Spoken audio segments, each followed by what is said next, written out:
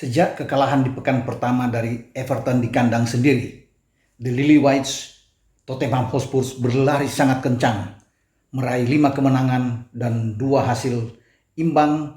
Kemudian mereka sekarang berada di peringkat kedua dalam klasemen sementara Liga Premier Inggris, 1 poin di belakang pemimpin klasemen Leicester. Mampukah Spurs pada musim ini menjadi juara di Liga Premier Inggris bersama dengan Jose Mourinho?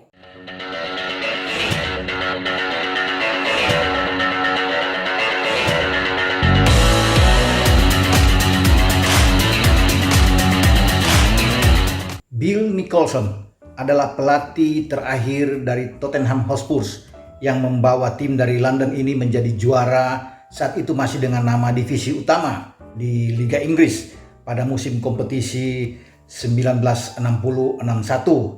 Sebelumnya ada Arthur Rowe yang memberikan gelar pertama bagi Spurs pada musim 1950-1951. Setelah 2 gelar ini yang diberikan Rowe dan Nicholson, tidak ada lagi pelatih dari Spurs yang mampu membawa The Lily-Whites bisa menjadi juara di Liga Inggris, apalagi setelah bergeser menjadi nama Liga Premier Inggris sejak 92 dan 93. Artinya dalam 27 masuk ke 28 tahun terakhir ini dalam sejarah Liga Premier di era modern, tidak satu pun pelatih dari Spurs yang bisa membawa tim ini lebih baik dari 2 pelatih yang saya sebut tadi. Pada musim 2016-2017 sebenarnya mereka nyaris juara ya bersama dengan Poche atau Mauricio Pochettino, tetapi mereka gagal untuk bisa menyalip The Blues Chelsea bersama dengan Antonio Conte pada saat itu, dan 2017 mereka bisa menjadi juara. Nah, sekarang Spurs ditangani oleh pelatih yang punya DNA membawa tim ini menjadi juara, yaitu Jose Mourinho. Kita tahu bersama bagaimana prestasi dari pelatih atas Portugal ini. Dia memberikan gelar buat Chelsea 3 kali, ya, di 2005, 2006, dan 2015 ketika dia datang kembali. Jadi ini pelatih yang luar biasa, memberikan treble winner sebagai Inter Milan. Ya, pada 2009-2010 menjadi pelatih terbaik saat itu bersama dengan Inter Milan. Dia merebut di Liga Champions termasuk di Coppa Italia dan Scudetto di Serie A Liga Italia. Tapi memang dia gagal memberikan gelar Champions ketika ada di Madrid, tapi ada memberikan gelar di La Liga saat itu. Jadi ini pelatih yang memang selalu punya DNA juara, kecuali terakhir juga ketika dia datang ke Manchester United, ya, dia tidak bisa berbuat apa-apa dalam masuk dalam 2 musim kemudian. Tetapi walaupun dia tidak bisa membawa tim ini juara, setan merah adalah bisa merebut posisi kedua setelah Manchester City saat itu. Jadi dia ini pelatih terakhir yang ada di Manchester United yang bisa memberikan 3 piala termasuk di Liga Eropa dan menjadi peringkat kedua setelah Gunnar Solskjaer saat ini bersama dengan MU tidak memberikan satupun gelar, ya. Jadi sekarang tantangan ketika dia berada di Spurs menangani tim ini, dia dituntut untuk bisa memberikan gelar. Sekarang posisi dari Spurs naik setelah mereka kalah pertama kali, ya, di London di kandang sendiri, dipermalukan oleh Everton. Mereka tidak terkalahkan sampai sejauh ini, ya. Ada 7 pertandingan yang luar biasa yang mereka lalui, 5 kemenangan dan 2 hasil imbang.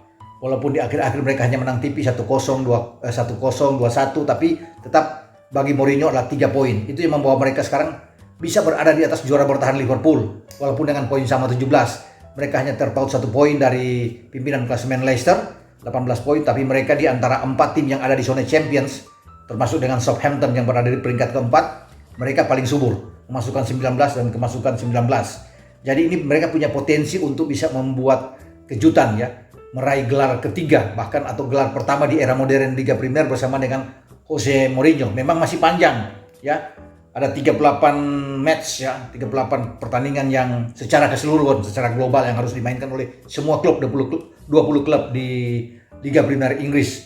Tapi ketika mereka ada di atas, saya pikir peluang mereka sangat bagus dan sangat terbuka bersama dengan Mourinho di sana. Dari 19 gol yang mereka cetak, 15 gol diantaranya dibuat oleh 2 pemain.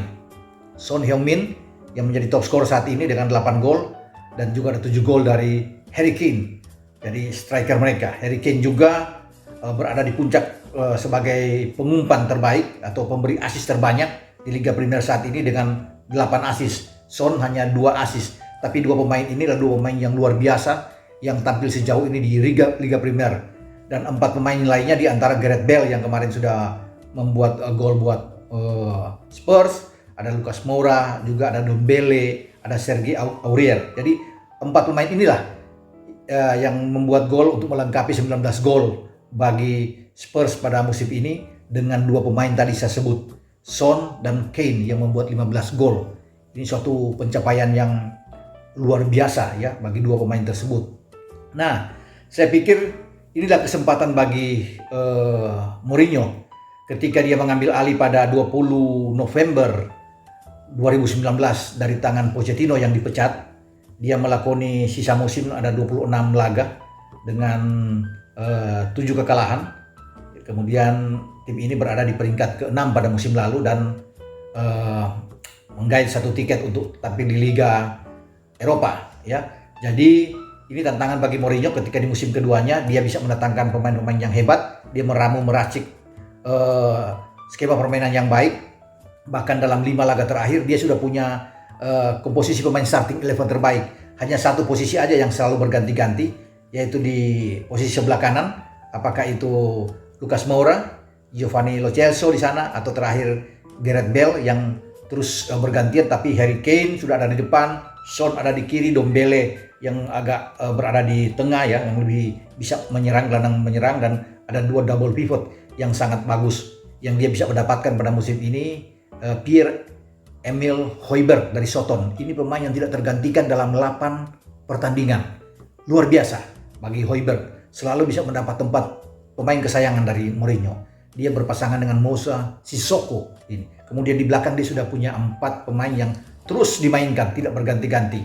Jadi luar biasa. Reguilon, kemudian pemain yang dia datangkan dari Wolverhampton, Matt Doherty berada di sisi kanan ya, menyisikan banyak pemain termasuk Ben Davies yang menjadi cadangan bersama dengan Serge Aurier. Jadi Reguilon dan Matt Doherty ini sebagai pemain yang tampil sangat bagus. Toby Alderweireld juga di tengah, di back tengah, dan Eric Dier dimaksimalkan untuk bukan lagi gelandang bertahan tetapi bermain di back tengah di depan penjaga gawang Hugo Lloris. Jadi suatu komposisi terbaik bagi Mourinho, dan ini yang ditunggu-tunggu. Dia tidak banyak melakukan suatu rotasi pemain lagi, berganti-ganti pemain, tapi ini pelatih yang sudah mendapatkan suatu skema terbaik, dan itu dibuktikan mereka tidak kalah dalam 7 laga terakhir. Jadi semoga ke depan nanti Spurs bisa memberikan warna baru, menjadi juara lagi, bersaing saya pikir dengan Liverpool, juara bertahan dengan City, termasuk dengan Chelsea ya yang ada di sana. Kalaupun MU bagus akan terjadi persaingan dengan MU, tapi tetap mereka harus bisa memikirkan dengan Leicester yang berada di atas mereka. Memang masih panjang, kita tunggu sampai di tanggal 28 Desember tahun ini perjalanan Spurs bersama dengan Jose Mourinho sejauh mana. Jika mereka terus berada di posisi 2-3 atau bahkan berada di peringkat atas, bukan tidak mungkin mereka akan menyabet gelar pertama di era modern bersama dengan Jose Mourinho di Liga Premier Inggris musim 2020-2021. Jadi bagi Mourinho inilah kesempatan ketika dia datang kembali di London, karena dia sudah pernah membawa Chelsea dari London juga bisa 3 kali juara di tangan dia. Kesempatan bagi dia bersama dengan Spurs, karena tidak pernah lagi Spurs bisa menjadi juara kecuali dengan Pochettino di 2016-2017 tadi.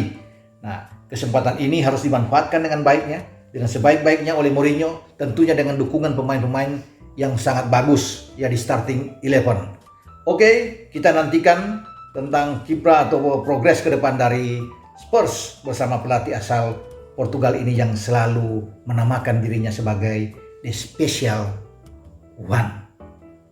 Kita akan jumpa lagi. Jangan lupa Anda harus memberikan komentar-komentar, like tentunya, dan subscribe channel YouTube Boom Roban. Ciao.